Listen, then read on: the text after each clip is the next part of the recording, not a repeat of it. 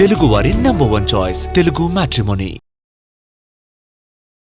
BC రిజర్వేషన్లపై తెలంగాణ హైకోర్టులో విచారణ కొనసాగుతోంది. ప్రభుత్వం తరపున ఏజీ సుదర్శన్ రెడ్డి వాదనలు వినిపిస్తున్నారు. డోర్ టు డోర్ సర్వేకు అన్ని పార్టీలు అంగీకరించాయని కోర్టుకు తెలిపారు ఏజీ. అసెంబ్లీ ఏకగ్రీవ తీర్మానం ప్రకారమే ఈ సర్వే జరిపామని, అసెంబ్లీ తీర్మానాన్ని ప్రజల అభిప్రాయంగా చూడాలని చెప్పారు.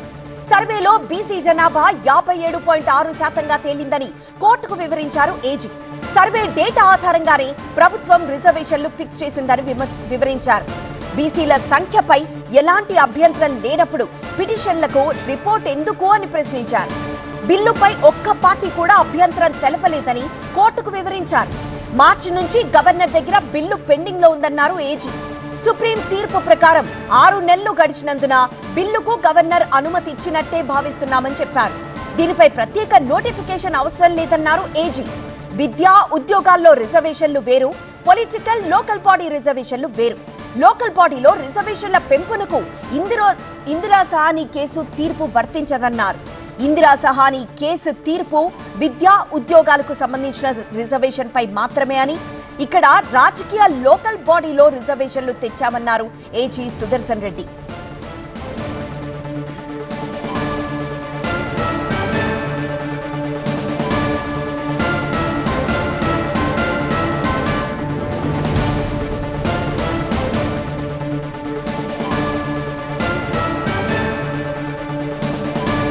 ప్రస్తుతం వాదనలైతే కొనసాగుతున్నాయి కోర్టులో. మరింత సమాచారం అందించేందుకు మా ముగ్గురు ప్రతినిధులు విజయ్, ఎలెందర్, అలానే ప్రభాకర్ లైవ్ లో సిద్ధంగా ఉన్నారు. ముందుగా విజయ్ దగ్గరికి వెళ్దాం. విజయ్, ప్రస్తుతం కోర్ట్ హాల్లో ఏం జరుగుతోంది? ఎవరెవరు వాదనలు వినిపిస్తున్నారు?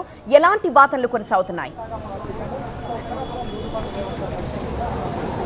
రాష్ట్ర ప్రభుత్వం తరఫున అడ్వకేట్ జనరల్ సుదర్శన్ రెడ్డి వాదన వినిపిస్తున్నారు. ఆయన తాజాగా చేసినటువంటి ఏదైతే వాదన ఉందో అది ఆల్రెడీ తెలంగాణలో లోకల్ బాడీల ఎన్నికల నోటిఫికేషన్ వచ్చింది. ఈ వ్యవహారంలో కోర్టులకు సంబంధించిన జోక్యం తగదు, అనేక సుప్రీంకోర్టు జడ్జిమెంట్ ఉన్నాయన్నది లేటెస్ట్గా ఆయన చేసినటువంటి వాదన. అంతకుముందు అనేక వాదన చేశారు. దేశంలోనే మొదటి ఎంపరికల్ డేటాతో బీసీ రిజర్వేషన్ చేసినటువంటి రాష్ట్రంగా తెలంగాణ రాష్ట్రం ఉందనే విషయాన్ని చెప్పారు. సో ఇప్పుడు ప్రభుత్వం తన వాదనని చాలా స్ట్రేట్గా తెలంగాణ హైకోర్టుకు చెప్తుంది. ఎందుకంటే ఇప్పటికే ఈ రాష్ట్రంలో ఎంపీటీసీ, జెడ్పీటీసీ స్థానిక సంస్థల ఎన్నికల నోటిఫికేషన్ రిలీజ్ అయిపోయింది. చాలా వరకు అనేక జిల్లాల్లో ఎంపీటీసీ, జెడ్పీటీసీల నామినేషన్ల ప్రక్రియ కూడా ప్రారంభమైంది. కాబట్టి ఈ తరుణంలో స్థానిక సంస్థల ఎన్నికల నోటిఫికేషన్ పైన కావచ్చు, ఈ ఏదైతే జీవో నెంబర్ 9 42% బీసీకి సంబంధించిన దాన్ని బట్టి ఆర్గ్యుమెంట్స్ ఏవైతే జరుగుతున్నాయో ఈ వ్యవహారంలో ఈ క్షణంలో కోర్టు జోక్యం కుదరదు అనేది ప్రభుత్వం తరఫున అడ్వకేట్ జనరల్ వాదన వినిపిస్తున్నారు. అనేక అంశాలని ఆయన ఈరోజు కోర్టు దృష్టికి తీసుకొచ్చే ప్రయత్నం చేశారు. అసెంబ్లీలో చట్టం జరిగింది. అన్ని రాజకీయ పార్టీలు కూడా ఏకగ్రీవంగా ఈ అసెంబ్లీ తీర్మానం చేశాయి. అన్ని రాజకీయ పార్టీలు అంటే దాదాపు ఈ రాష్ట్రంలో రిప్రజెంట్ చేస్తున్న అన్ని పొలిటికల్ పార్టీలు ఎవరైతే ఎమ్మెల్యేగా గెలిచి అటు బీజేపీ, బీఆర్ఎస్, కాంగ్రెస్కి సంబంధించినటువంటి అన్ని పార్టీలు కూడా ఈ సిపిఐతో పాటు అన్ని రాజకీయ పార్టీలు కూడా అసెంబ్లీలో ఏకగ్రీవ ఆమోదం పొందేలా బీసీ బిల్లుకి సంబంధించి ఏకగ్రీవ తీర్మానం చేశారంటే రాష్ట్ర ప్రజల అంతా ఆమోదం ఉన్నట్టుగానే భావించాలి. దీనికి గవర్నర్కి సంబంధించి ఇప్పటికే పంపాం. 6 నెలల పాటు గవర్నర్ ఈ బిల్లు తన దగ్గర పెట్టుకున్నారు.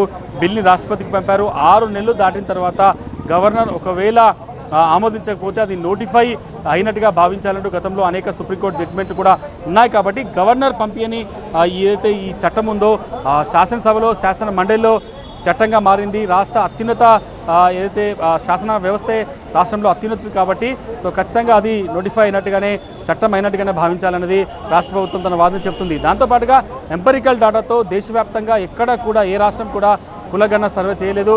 ఎంపరికల్ డేటా ఆధారంగా తెలంగాణ రాష్ట్రం ఒకటి మాత్రమే ఈ ఎంపరికల్ డేటాతోని కులగణన సర్వే చేసింది. కాబట్టి దీనికి శాండిటీ ఉంది. లక్షల మందితో ఈ కులగణన సర్వే నిర్వహించాల్సి వచ్చింది. ట్రిపుల్ టెస్ట్ కూడా ఫాలో అయ్యాం. అన్ని రకాలుగా ఫాలో అయ్యామన్నది ఈరోజు తెలంగాణ ప్రభుత్వం రాష్ట్ర హైకోర్టుకు చెప్పింది. దాంతోపాటుగా చివరగా తన వాదనలు వినిపిస్తున్న సమయంలో సుదర్శన్ రెడ్డి చాలా స్పష్టంగా చెప్పారు.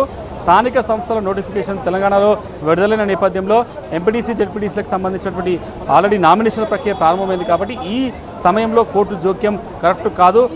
ఈ జీవోకి అయితే విరుద్ధంగా కావచ్చు, జీవోని వ్యతిరేకిస్తూ దాఖలైన పిటిషన్ అన్నిటి కూడా కొట్టివేయాలంటూ ఆయన వాదన అయితే ఇంకా కొనసాగిస్తున్నారు.